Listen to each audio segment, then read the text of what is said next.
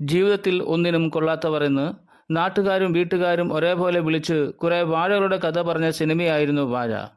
എന്നാൽ അതിൽ രണ്ടാം ഭാഗം തിയേറ്ററുകളിൽ എത്തിയപ്പോൾ ചിരി മാത്രമല്ല, ഒരു പിടി നോവിക്കുന്ന യാഥാർത്ഥ്യങ്ങളും കൂടെയാണ് നമുക്ക് മുന്നിലെത്തുന്നത്. പഠനത്തിൽ പിന്നിലാണെങ്കിലും തല്ലുകൊള്ളിത്തരത്തിലും സൗഹൃദത്തിലും മുന്നിൽ നിൽക്കുന്ന 4 കൂട്ടുകാർ: ഹാഷിർ, അലിൻ, അജിൻ, പിന്നെ വിനായക്. സ്കൂൾ കാലഘട്ടത്തിലെ ആവേശവും ചെറിയ പ്രണയങ്ങളും പിന്നെ അധ്യാപകരോടുള്ള ഉടക്കുകളുമായി മുന്നോട്ടു പോകുന്ന അവരുടെ ജീവിതം പെട്ടെന്നൊരു ലഹളയോടെ മാറുകയാണ്. നമ്മുടെ നാട്ടിലെ ഇന്നത്തെ ഓരോ ചെറുപ്പക്കാരൻ്റെയും സ്വപ്നമായ ലണ്ടനിലേക്കുള്ള ചേക്കേറൽ ഈ സിനിമയുടെ രണ്ടാം പകുതിയിൽ ഗൗരവമായി ചർച്ച ചെയ്യുന്നു.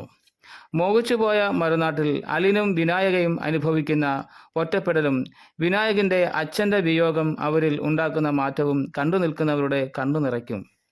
ഹാഷിറും സംഘത്തിൻ്റെയും തങ്ങളുടെ സ്വാഭാവികമായ അഭിനയം കൊണ്ട് നമ്മളെ പൊട്ടിച്ചിരിപ്പിക്കുമ്പോൾ തന്നെ സ്വാതന്ത്ര്യം എന്നാൽ വീട് വിട്ട് ഓടിപ്പോകാൻ അല്ല എന്നും ഈ സിനിമ ഓർമ്മിപ്പിക്കുന്നു.